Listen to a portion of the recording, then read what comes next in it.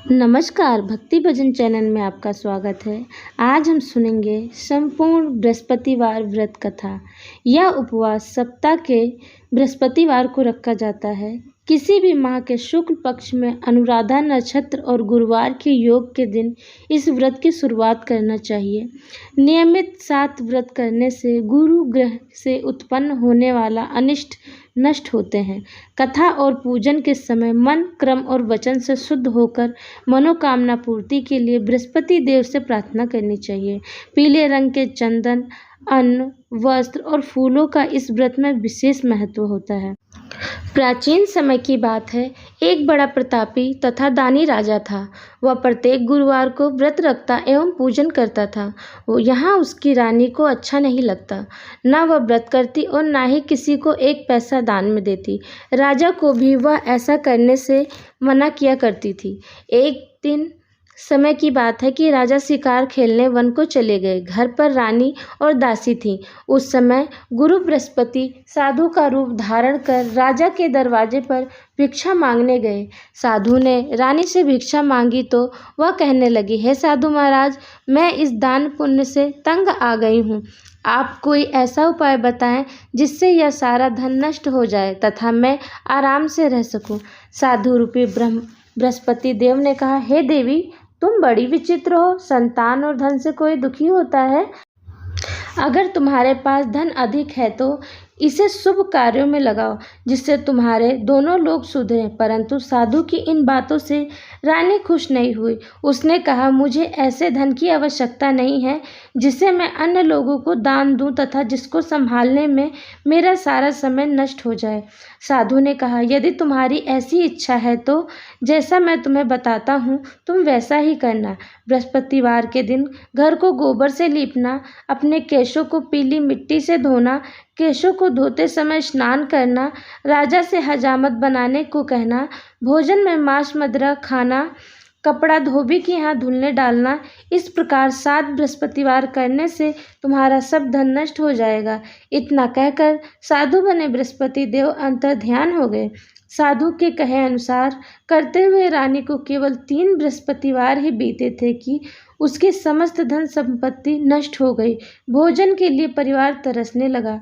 एक दिन राजा रानी से बोला, हे रानी, तुम यहीं रहो, मैं दूसरे देश को जाता हूँ क्योंकि यहाँ पर मुझे सभी जानते हैं। इसीलिए मैं यहाँ कोई छोटा कार्य नहीं कर सकता। ऐसा कहकर राजा परदेश चला गया। वह वहाँ जंगल से लकड़ी काट कर लाता और शहर में बेचता। इस तरह वह अपना जीवन व्यतीत करने लगा। इधर राजा के बिना रानी और दासी दुखी रहने लगी। एक समय जब रानी और दासी को 7 दिन बिना भोजन के रहना पड़ा तो रानी ने अपनी दासी से कहा, हे दासी, पास ही के नगर में मेरी बहन रहती है। वह बड़ी धनवान है। तू उसके पास जा और कुछ ले आ ताकि थोड़ा बहुत गुजर बसर हो जाए। दासी रानी की बहन के पास गई। उस दिन बृहस्पतिवार था। रानी की बहन उस समय बृहस्पतिवार की कथा सुन रही थी। दासी ने रानी की बहन को अपनी रानी का संदेश दिया, लेकिन रानी की बहन ने कोई उत्तर नहीं दिया। जब दासी को रानी की बहन से कोई उत्तर नहीं मिला तो वह बहुत दुखी हुई। उसे क्रोध भी आया। दासी ने वापस आकर रानी को सारी बात बता दी।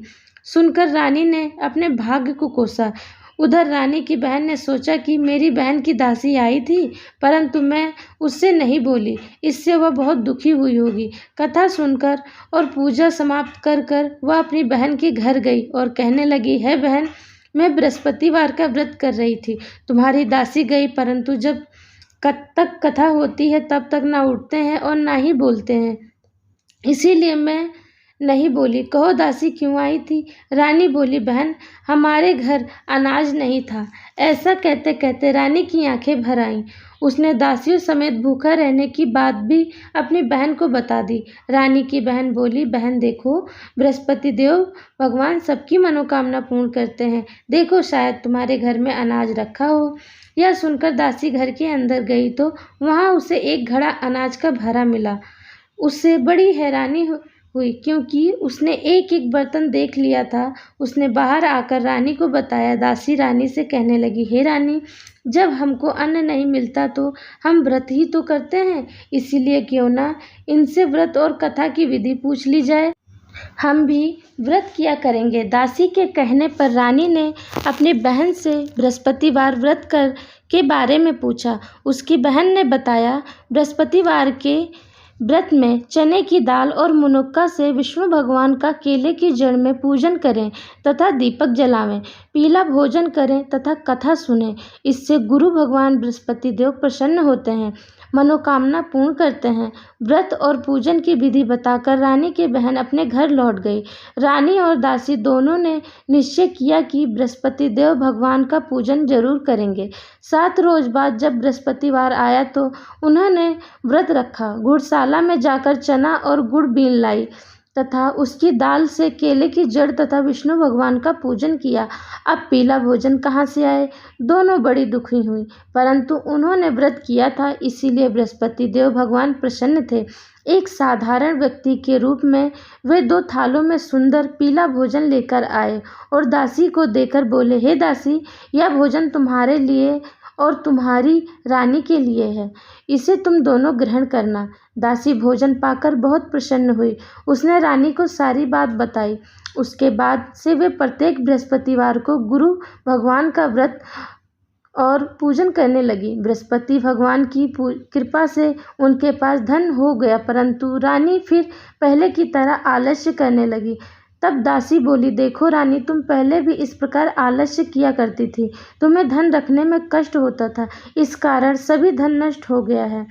अब गुरु भगवान की कृपा से धन मिला है तो फिर हमें आलस्य नहीं करना चाहिए। बड़ी मुसीबतों के बाद हमने यह धन पाया है, इसीलिए हमें दान पुण्य करना चाहिए। अब तुम भूखे मनुष्यों को भोजन कराओ, प्याऊ लगवाओ, ब्राह्मणों को दान दो, कुआं, तालाब, बावड़ी आदि का निर्माण करवाओ, मंदिर, पाठशाला बनवाकर ज्ञान दान दो, कुंवारी कन्याओं का विवाह करवाओ, अर्थात धन को शुभ कार्यों में खर्चा करो, जिससे तुम्हारे कुल का यश बढ़े तथा स्वर्ग प्राप्त हो और पितर प्रसन्न हो। दासी की बात मानकर रानी शुभ कर्म करने लगी। उसका यश फैलने लगा। एक दिन रानी और दासी आपस में विचार करने लगी कि न जाने राजा किस दशा में होंगे। उनकी कोई खोज खबर भी नहीं है। उन्होंने श्रद्धापूर्वक गुरु बृहस्पति भगवान से प्रार्थना की कि राजा जहाँ कहीं भी हों, शीघ्र वापस आ जाएं। उधर राजा प्रदेश में बहुत दुखी रहने लगा। वह प्रतिदिन जंगल से लकड़ी बीन कर लाता और उसे शहर में बेचकर अपने दुखी जीवन को बड़ी कठिनता से व्यतीत करता। एक दिन दुखी हो अपनी पुरानी बातों को याद करके वह रोने लगा और उदास हो गया। उसी समय राजा के पास बृहस्पति देव साधु के वेश में आकर बोले, हे लक्कड़हारे, तुम इस सुनसान जंगल में किस चिंता में बैठे हो, मुझे बतलाओ। यह सुन राजा के नेत्रों में जल भर आया। साधु की वंदना कर राजा ने अपने संपूर्ण कहानी सुना दी। महात्मा दयालु होते हैं। वे राजा से बोले, हे राजन, तुम्हारी पत्नी ने बृहस्पति देव के प्रति अपराध किया था, जिसके कारण तुम्हारी यह दशा हुई है। अब तुम किसी प्रकार की चिंता मत करो, भगवान तुम्हें पहले से अधिक धन देंगे।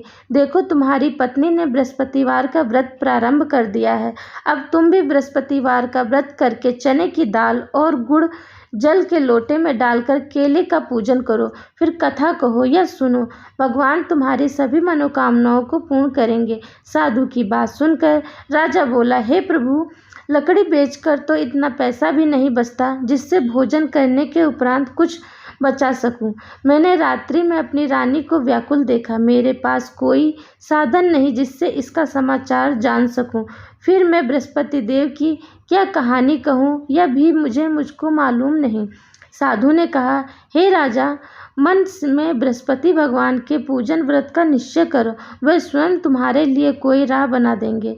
बृहस्पतिवार के दिन तुम रोज की तरह लकड़ियां लेकर शहर में जाना। तुम्हें रोज से दुगना धन प्राप्त होगा, जिससे तुम भली भांति भोजन कर लोगे तथा बृहस्पति देव की पूजा का सामान भी आ जाएगा।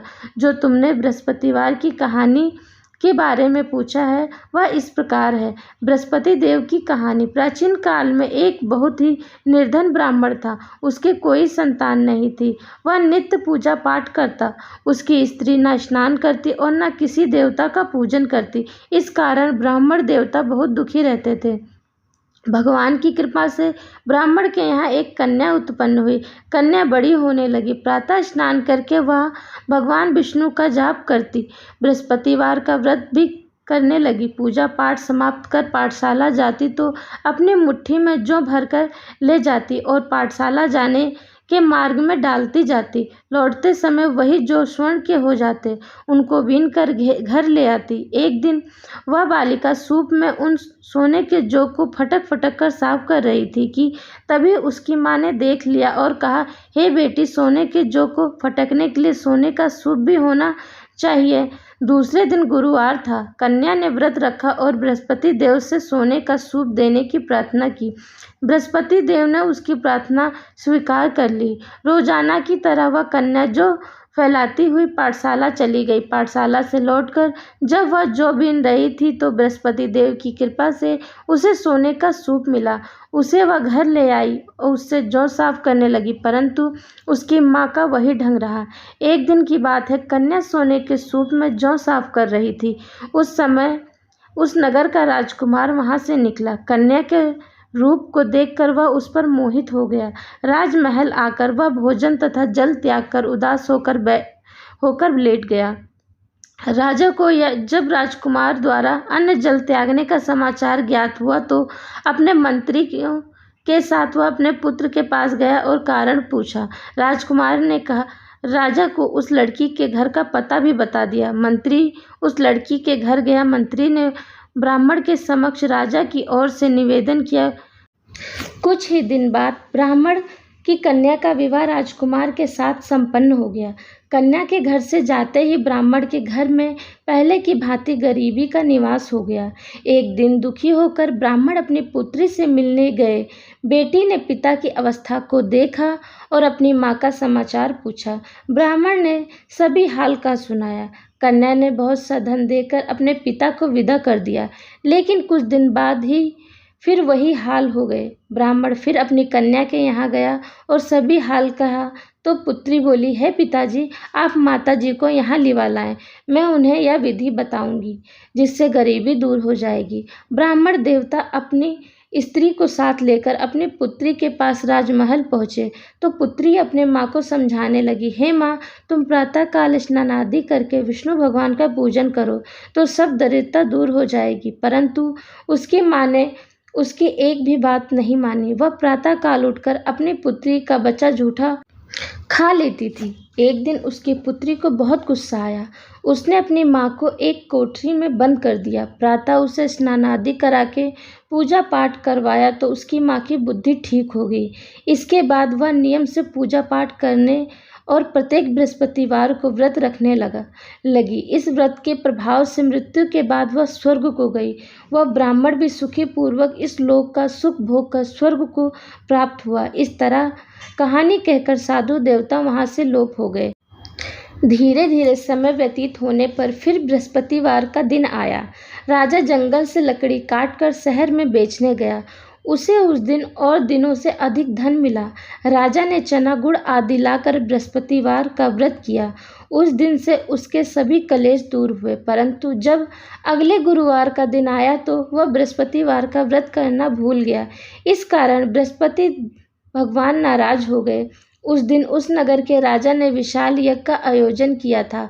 अपने समस्त राज्य में घोषणा करवा दी कि सभी मेरे यहाँ भोजन करने आवे, किसी के घर चूल्हा न जले। इस यज्ञ को जो न मानेगा उसको फांसी दे दी जाएगी।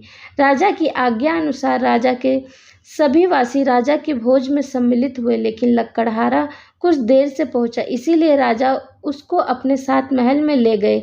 जब राजा लक्कड़हारे को भोजन करा रहे थे तो रानी की दृष्टि उस खूंटी पर पड़ी जिस पर उसका हार लटका हुआ था। उसे हार खूंटी पर लटका दिखाई नहीं दिया। रानी को निश्चय हो गया कि मेरा हार इस लक्कड़हारे ने चुरा लिया है। उसी समय सैनिक बुलवाकर उसको जेल में डलवा दिया। लक्कड़हारा जेल में विचार करने लगा कि न जाने कौन से पूर्व जन्म के कर्म से मुझे यह दुख प्राप्त हुआ है, और जंगल में मिले साधु को याद करने लगा।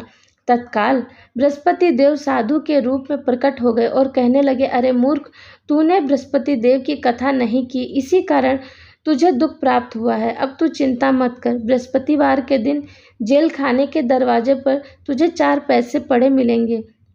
उनसे तू बृहस्पतिवार की पूजा करना तो तेरे सभी कष्ट दूर हो जाएंगे। अगले बृहस्पतिवार उसे जेल के द्वार पर 4 पैसे मिले। राजा ने पूजा का सामान मंगवाकर कथा कही और प्रसाद बांटा। उसी रात्रि में बृहस्पति देव ने उस नगर के राजा को स्वप्न में आकर कहा, हे राजन, तूने जिसे जेल में बंद किया है उसे कल छोड़ देना, वह निर्दोष है। राजा प्रातःकाल उठ और खूंटी पर हार टंगा देखकर लकड़हारे को बुलाकर क्षमा मांगी तथा राजा के योग सुंदर वस्त्र आभूषण भेंट कर उसे विदा किया। गुरुदेव की आज्ञा अनुसार राजा अपने नगर को चल दिए। राजा जब नगर के निकट पहुंचा तो उसे बड़ा ही आश्चर्य हुआ। नगर में पहले से अधिक बाग, तालाब और कुएं तथा बहुत सी धर्मशालाएं, मंदिर आदि बने हुए थे। राजा ने पूछा कि यह किसका बाग है और धर्मशाला है। तब नगर के सब लोग कहने लगे कि यह सब रानी और दासी द्वारा बनवाए गए हैं। राजा को आश्चर्य हुआ और भी गुस्सा आया कि उसकी अनुपस्थिति में रानी के पास धन कहाँ से आया। जब रानी ने यह खबर सुनी कि राजा आ रहे हैं तो उसने अपनी दासी से कहा, हे दासी, देख राजा हमको कितनी बुरी हालत में छोड़ गए थे। वह हमारी ऐसी हालत देखकर लौट न जाएं, इसीलिए तू दरवाजे पर खड़ी हो जा।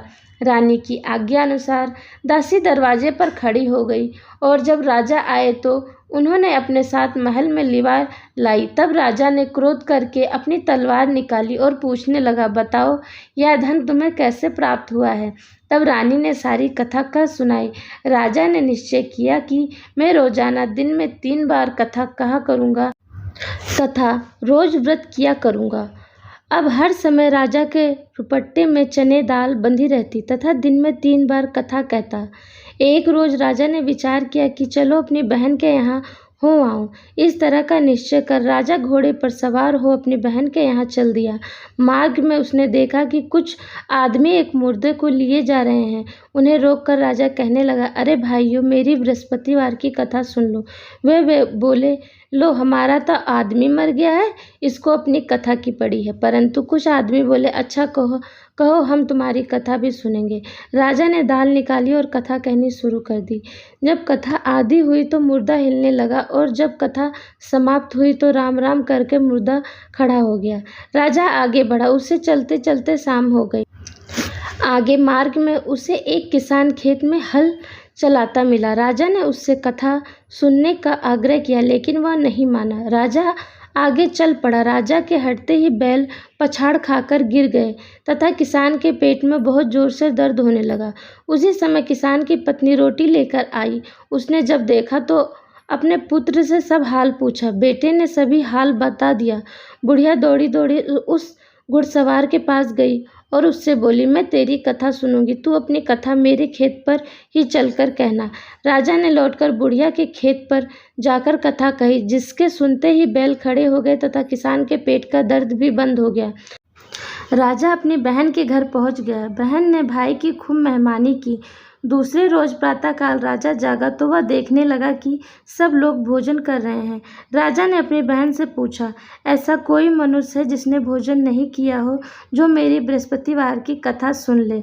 बहन बोली, हे भैया, यह देश ऐसा है कि पहले यहाँ के लोग भोजन करते हैं, बाद में अन्य काम करते हैं। फिर वह एक कुम्हार के घर गई जिसका लड़का बीमार था। उसे मालूम हुआ कि उसके यहाँ 3 दिन से किसी ने भोजन नहीं किया है। रानी ने अपने भाई की कथा सुनने के लिए कुम्हार से कहा। वह तैयार हो गया। राजा ने जाकर बृहस्पतिवार की कथा कही, जिसको सुनकर उसका लड़का ठीक हो गया। अब तो राजा की प्रशंसा होने लगी। एक दिन राजा ने अपनी बहन से कहा, हे बहन, मैं अब अपने घर जाऊंगा, तुम भी तैयार हो जाओ। राजा की बहन ने अपनी सास से अपने भाई के साथ जाने की आज्ञा मांगी।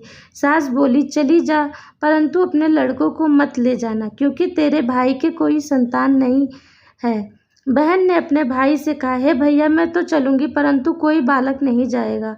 अपनी बहन को भी छोड़कर दुखी मन से राजा अपने नगर को लौट आया। राजा ने अपनी रानी से सारी कथा बताई और बिना भोजन किए वह शैया पर लेट गया। रानी बोली, हे प्रभु, बृहस्पति देव ने हमें सब कुछ दिया है, वे संतान अवश्य देंगे। उसी रात बृहस्पति देव ने राजा को स्वप्न में कहा, हे राजा, उठ, सभी सोच को त्याग दे, तेरी रानी गर्भवती है। राजा को यह जानकर बड़ी खुशी हुई। 9वें महीने रानी के गर्भ से एक सुंदर पुत्र पैदा हुआ। तब राजा बोला, हे रानी, स्त्री बिना भोजन के रह सकती है, परंतु बिना कहे नहीं रह सकती। जब मेरी बहन आए तो तुम उससे कुछ मत कहना। रानी ने कहा, हाँ कर दी। जब राजा की बहन ने यह समाचार सुना तो वह बहुत खुशी हुई तथा बधाई लेकर अपने भाई के यहाँ आई। रानी ने तब उसे कहने का उलाहना दिया। जब भाई अपने साथ ला रहे थे तब टाल गई, उनके साथ ना आई और आज अपने आप ही भागी भागी बिना बुलाए आ गई। तो राजा की बहन बोली, भाई, मैं इस प्रकार ना कहती तो तुम्हारे यहाँ औलाद कैसे होती। बृहस्पति देव सभी कामनाएं पूर्ण करते हैं। जो सद्भावना पूर्वक बृहस्पतिवार का व्रत करता है एवं कथा पढ़ता है अथवा सुनता है और दूसरों को सुनाता है, बृहस्पति देव उसकी सभी मनोकामनाएं पूर्ण करते हैं, उनकी सदैव रक्षा करते हैं। जो संसार में सद्भावना से गुरुदेव का पूजन एवं व्रत सच्चे हृदय से करते हैं, जैसी सच्ची भावना से रानी और राजा के ने बृहस्पति देव की कथा का गुणगान किया तो उनकी सभी इच्छाएं बृहस्पति देव ने पूरी की। अनजाने में भी बृहस्पति देव की उपेक्षा न करे, ऐसा करने से सुख शांति नष्ट हो जाती है। इसीलिए सबको कथा सुनने के बाद प्रसाद लेकर जाना चाहिए। हृदय से उनका मनन करते हुए जयकारा बोलना चाहिए। बृहस्पति भगवान की जय।